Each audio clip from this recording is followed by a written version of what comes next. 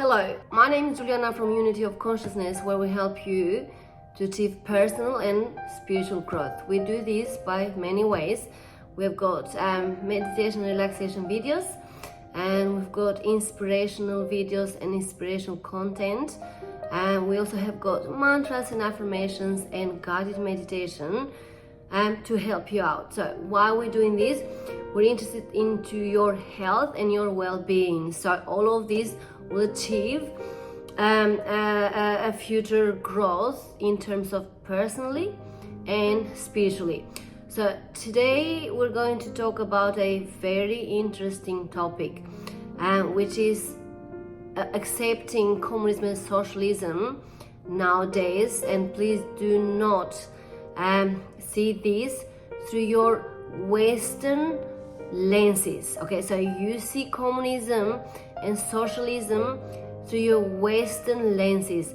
So I'm a person who lived through it. We came in Australia only 20 years ago, but my family more than me, I lived through it just for a brief period of time when I was a sort of just before teenage years.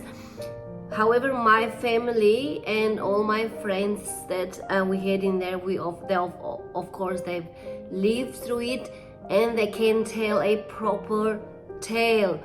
You cannot discuss communism or socialism through your Western lenses, period. You cannot accept the fact that it's a great system that will help you. It is not.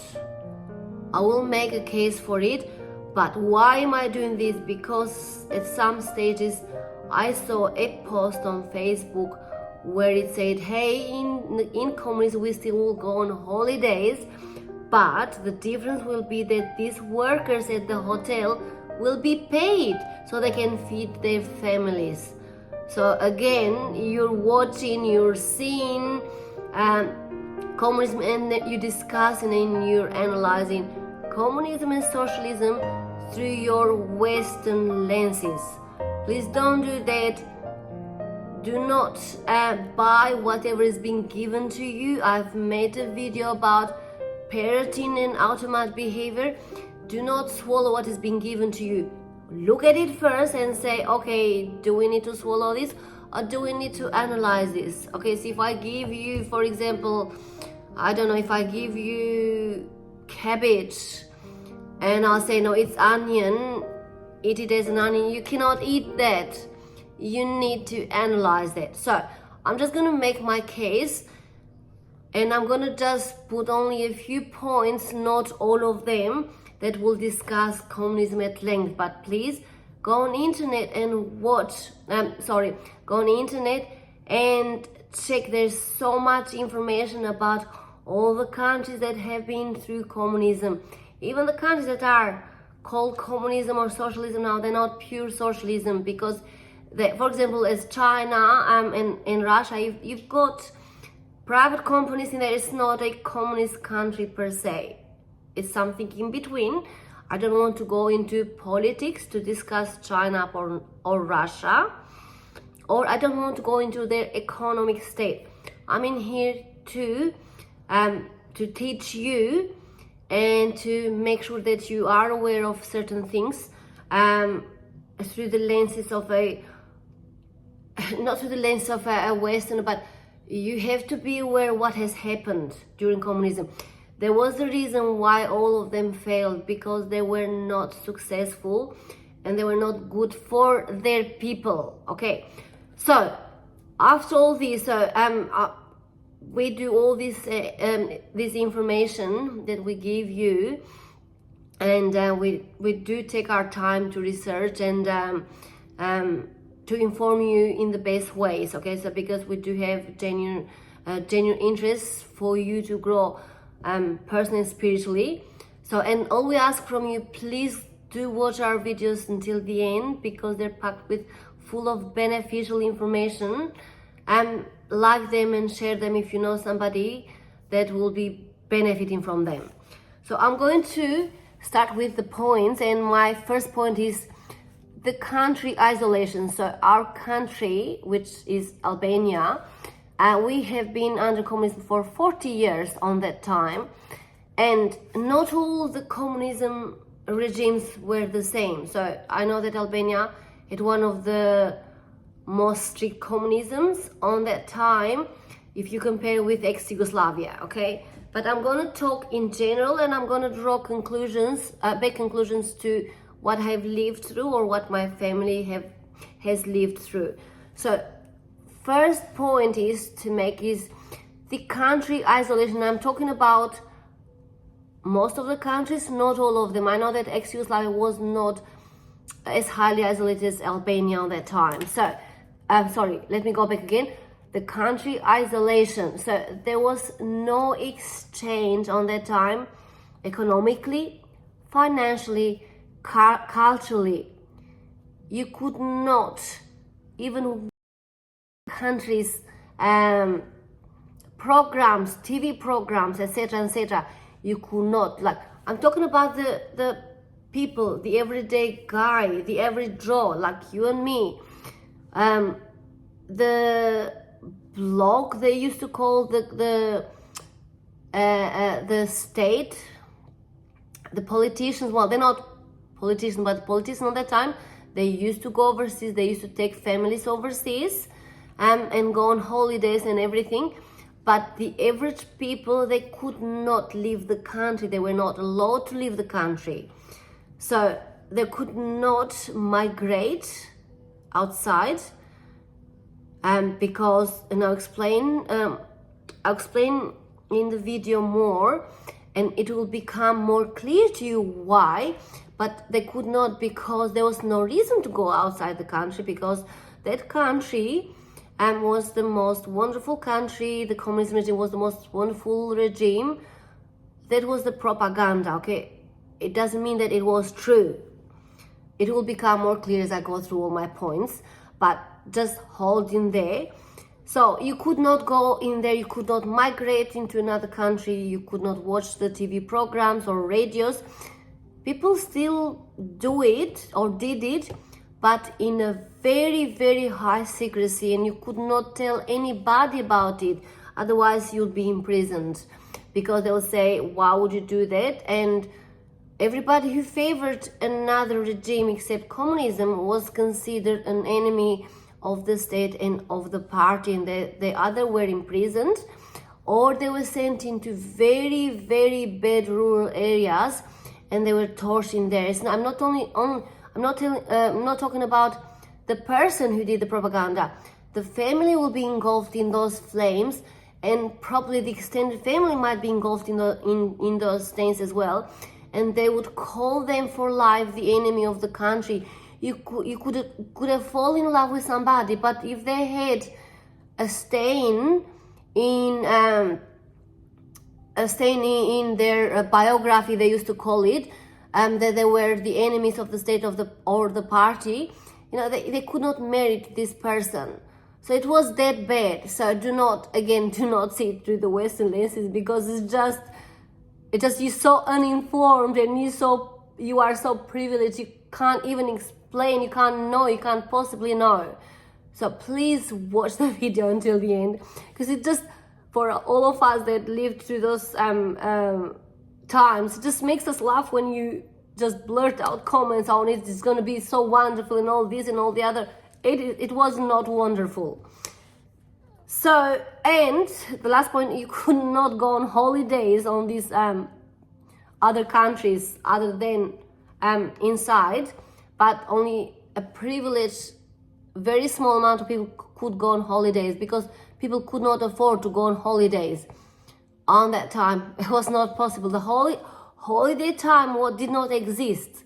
People could not afford to feed their families, let alone to go on holidays, and let alone to go on holidays overseas. It's not. So that I want to connect this with the post that I saw on Facebook, that we will still go on holidays, but those people in the hotels will be getting paid properly. No, there will be no holidays. Okay, so my second point is the same people who governs, I guess the same people who control the average people the country, the population, will be in charge, okay? The same politicians will be in charge, so they don't change, okay? The same will govern the country, whether it will be a capitalist country or a communist country. They'll be the same. They'll just sell you the same theory, but in a different package. And there'll be a small difference, no, there'll be a huge difference. There'll be more control over you, not less, a lot more control.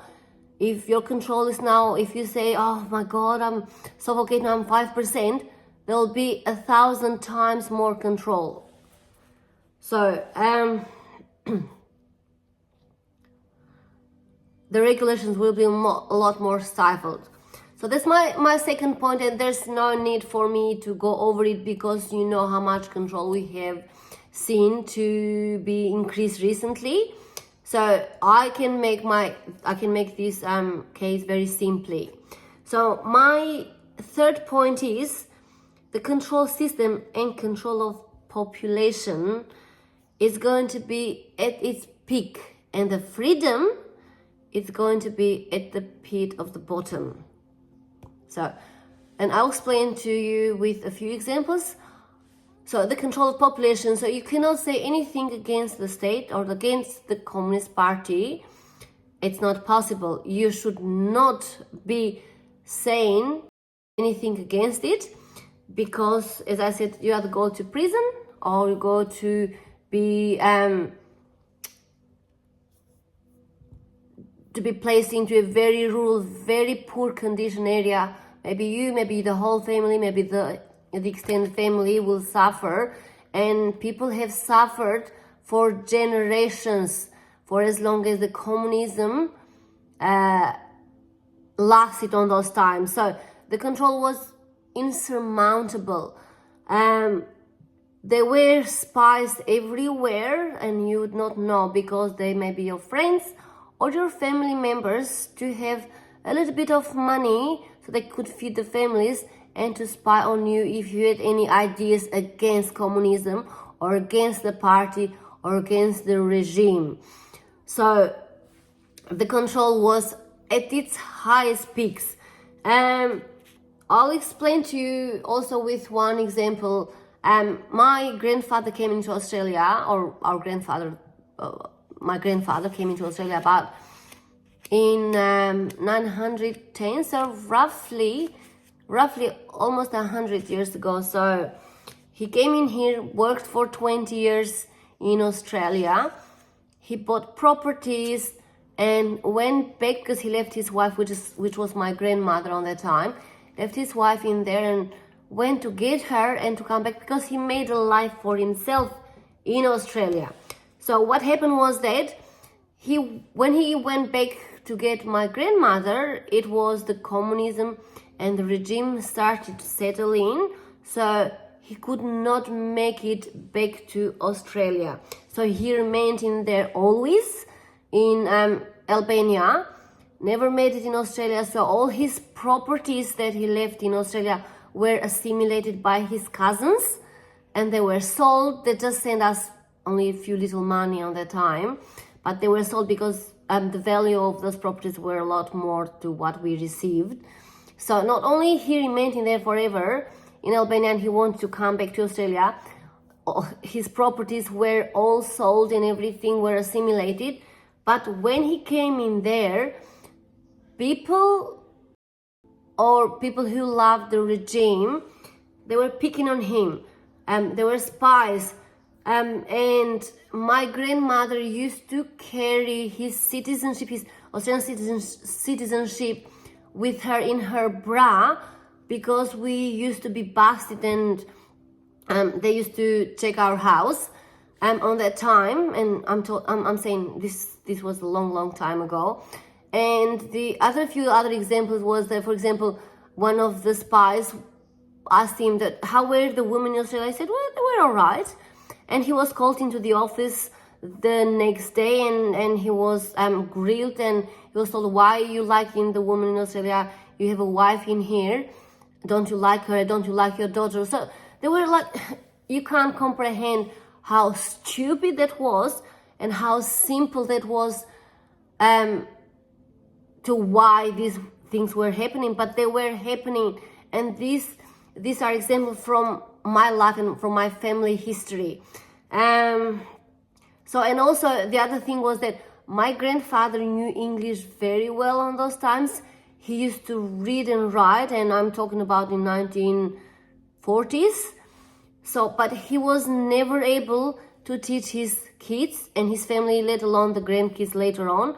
He could not teach us, because then he would be either in prison from the system, because he was, the reason behind it was because he was teaching their kids a different language rather than the language they served to that country on that time, which could bring a revolution against the communism at that time. So that's why he couldn't. They were all called foreign habits that should not ushered and nurtured into the society on that time. So that's why I'm saying the control was insurmountable. People were suffocated by this kind of control. So that was my third point. Now I'm going to tell you some facts, which will be my fourth and fifth point. During communism, in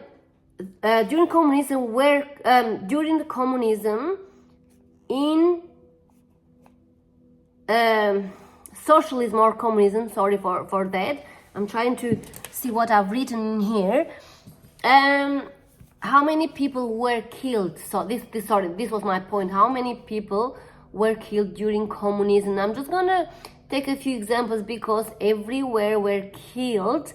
So if somebody were blurt it out, they were killing each other.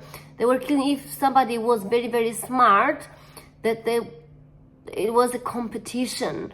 They will kill each other because they see each other as enemy, and they will take positions of each other. Just killing people for nothing on that time. So in China, during communism, socialism, as I said, China and Russia now, they're not pure communism. So as I said, I'm not going to discuss to what kind of regimes they are, but my point is in a completely different dimension in here. So in China, during communism on that time, in 1949 or up to 1949, they were killed 6 million. Okay, these are numbers that you can find them easily on the internet. To up to 102 million people, they were just killed, okay, by the regime. And under the Soviet rule, they were killed 28 million up to 126 million.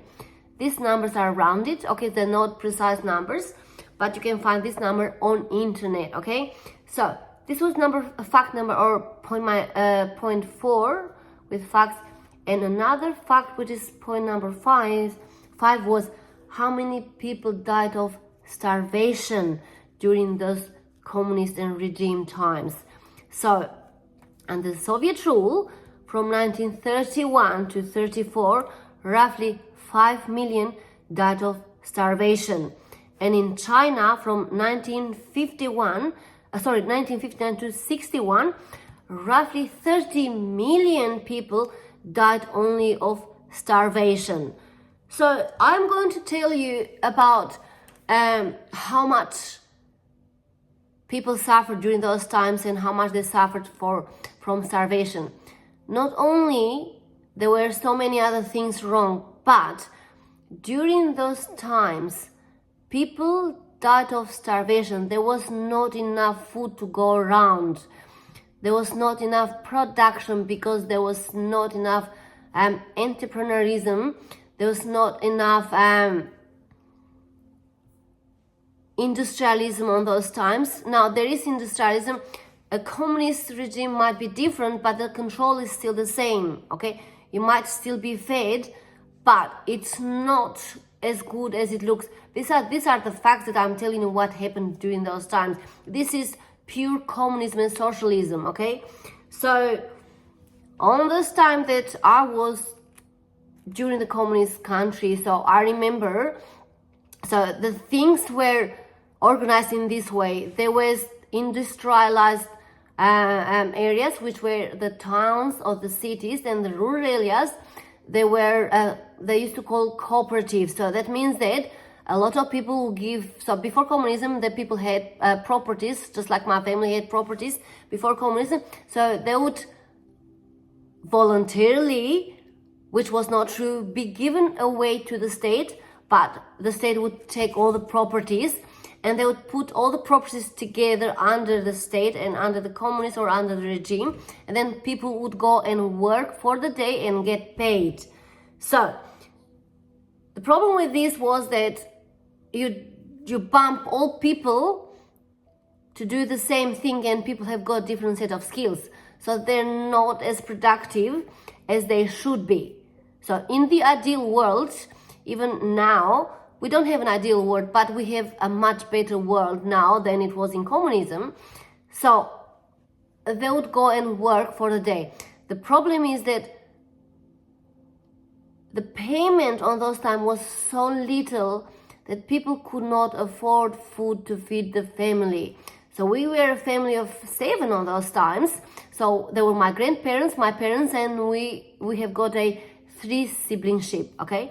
So on the time, my grandmother was very, very unwell, and because there was not a lot of food to go around, not a lot of money to go around, my father, because my grandfather got old by the time that I got in my 14th, 15th, because in my 19th, or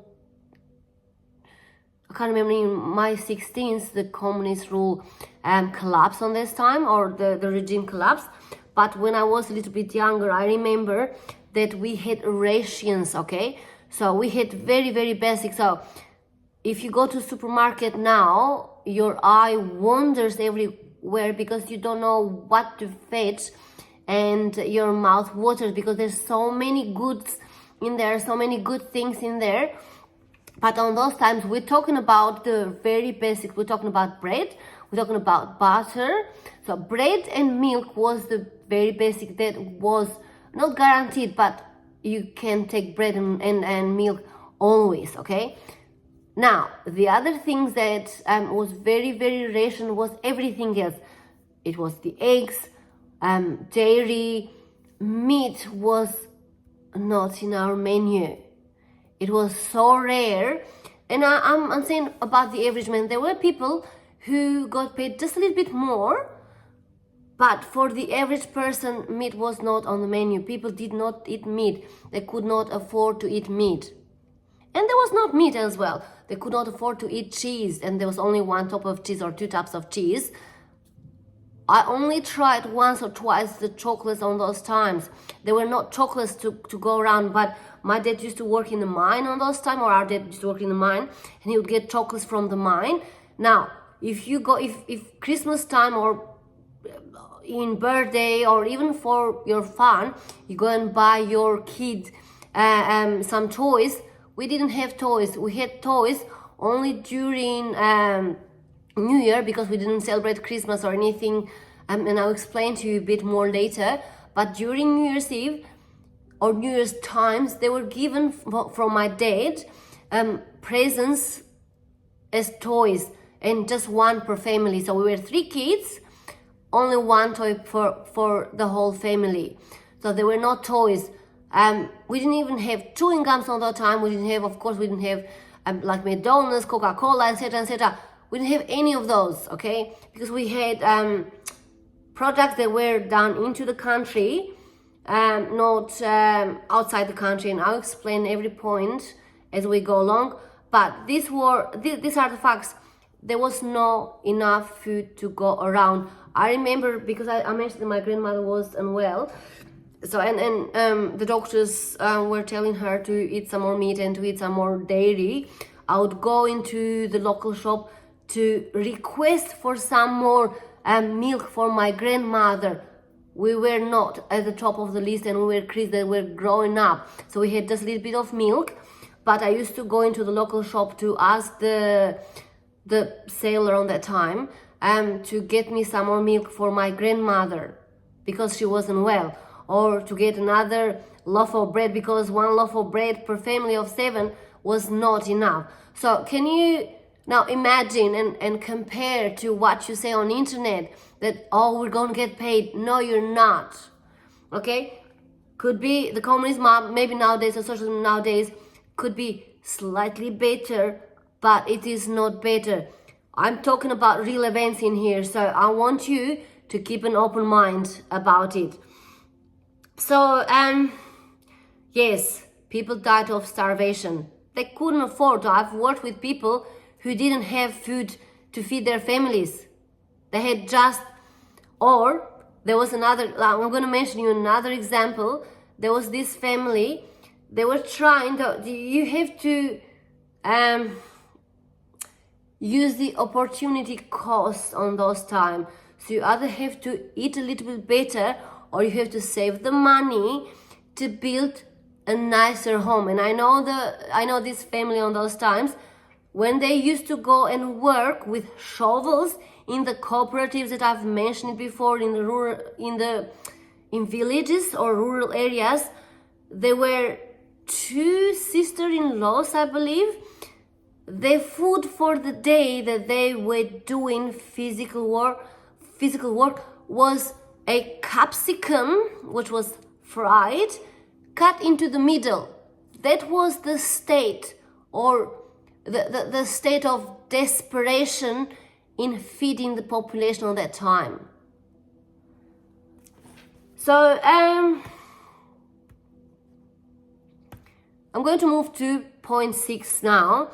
The only God or universe or consciousness or creator on that time was the Communist Party. So Albania was a country that for 40 years did not have any religions, did not have any spirituality or anything like that. So can you imagine on that? People still pray to God on those times because of course that everything is ingrained within us. But if somebody found you to do that, again, you'll be punished by the state. And I've mentioned already the punishment that we used to suffer on those times, and our families used to suffer, or our countrymen and women used to suffer on those times. So you'd imagine that on those times people had a separation from God, from consciousness, and a separation from their self, because there's no self without God or consciousness. So there was a separation or a disconnection, as I said to you guys. So my seventh point is there was an abuse, a massive abuse of workers, especially in the rural or in the village areas. The workers used to work in cooperatives on those times.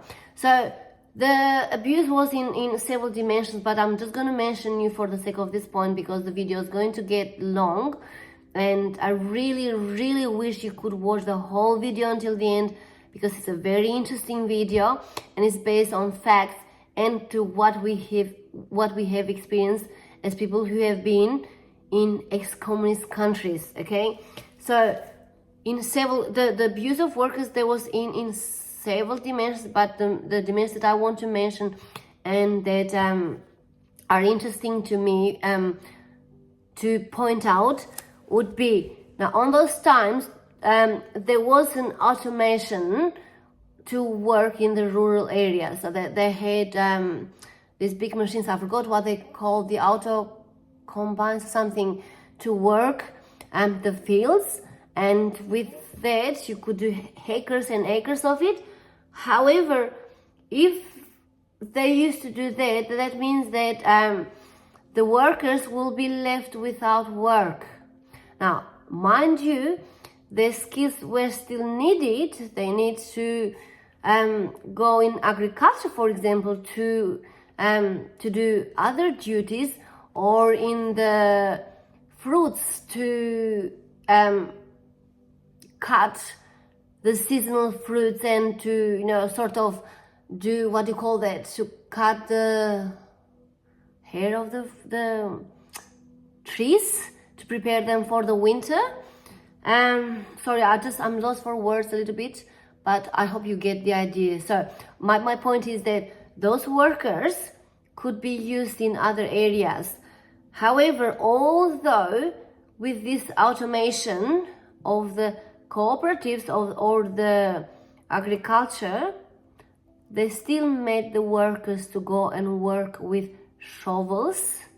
And I remember my dad, I've seen my dad do that, to work with shovels in very, very bad conditions, because the conditions to work with the shovels is already a very, very hard job now.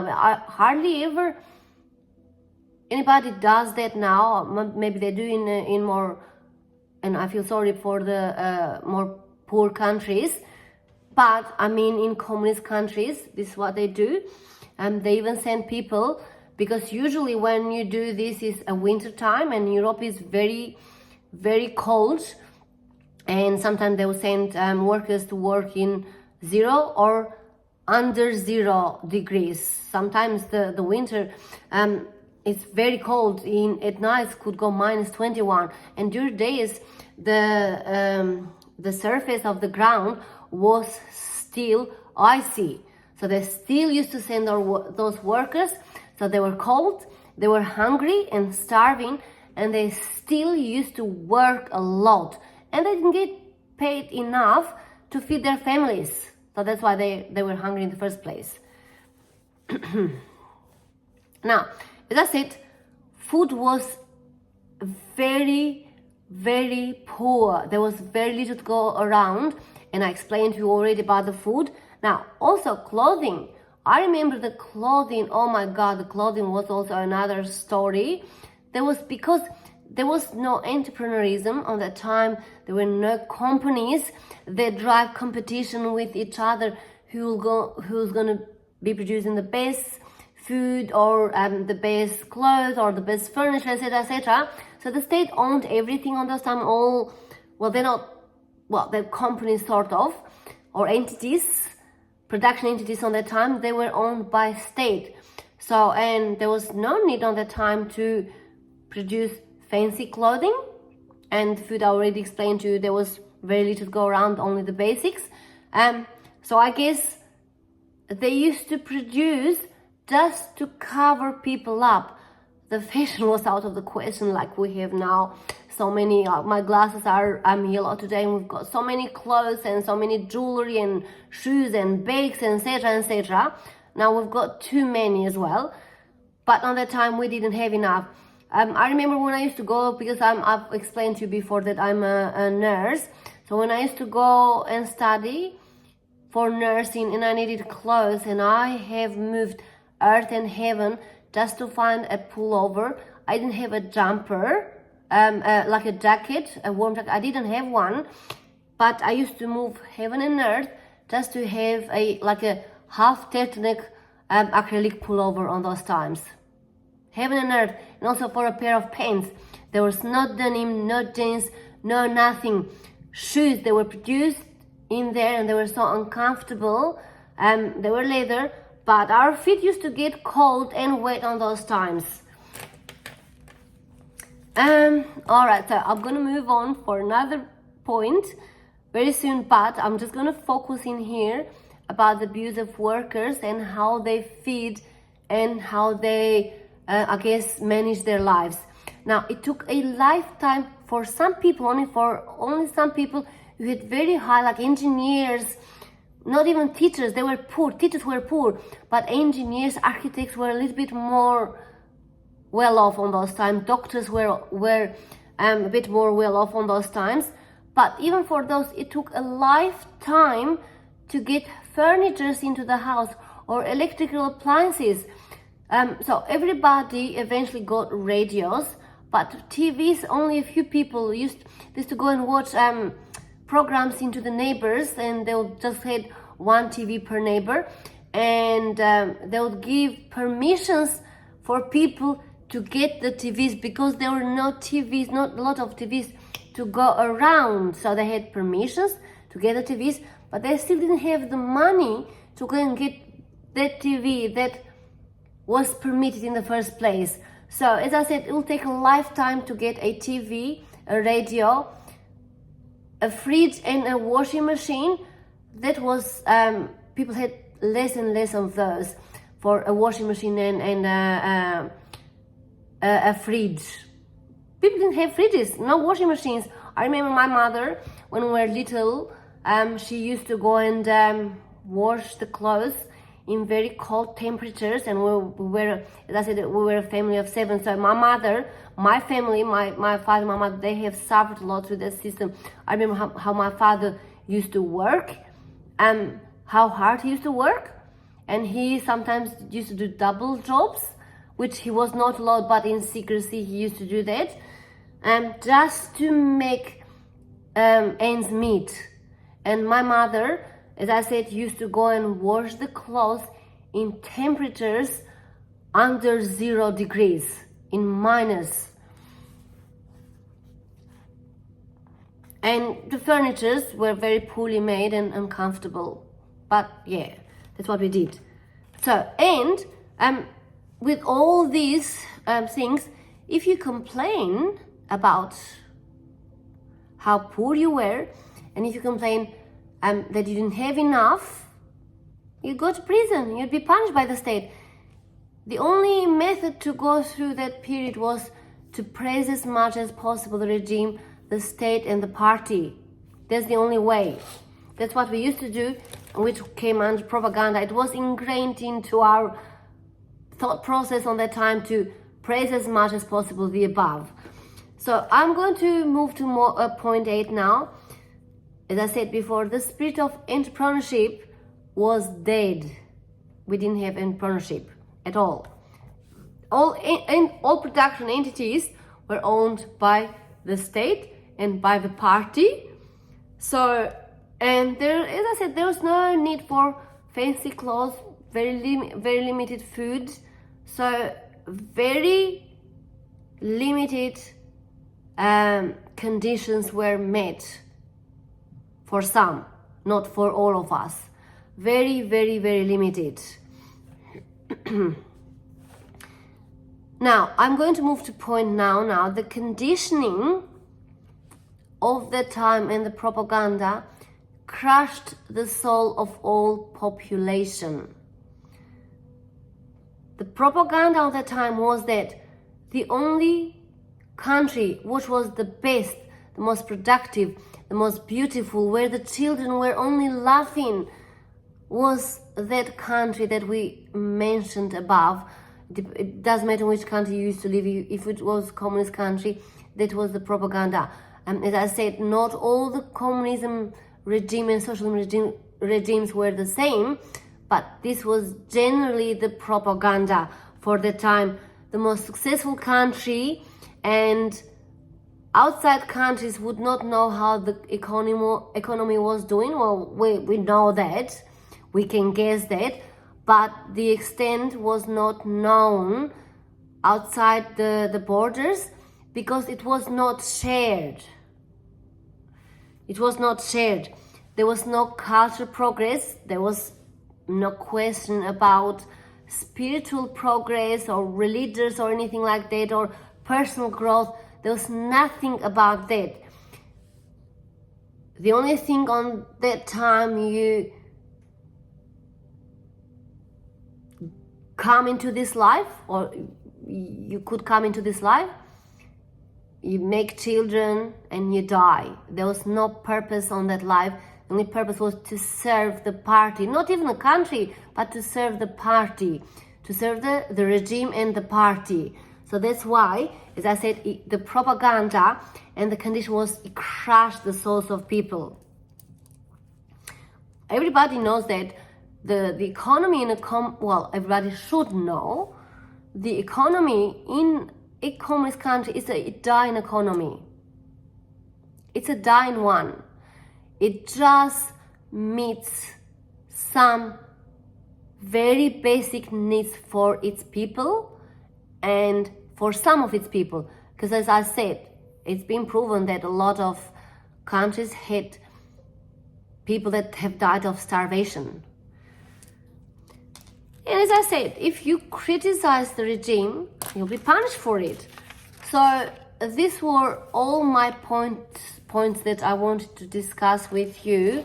I'm just going to quickly recap them because I want you to remember them.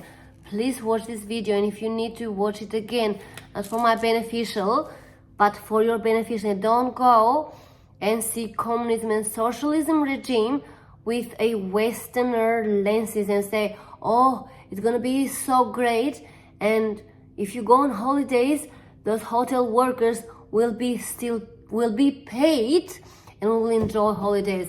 There was no holidays.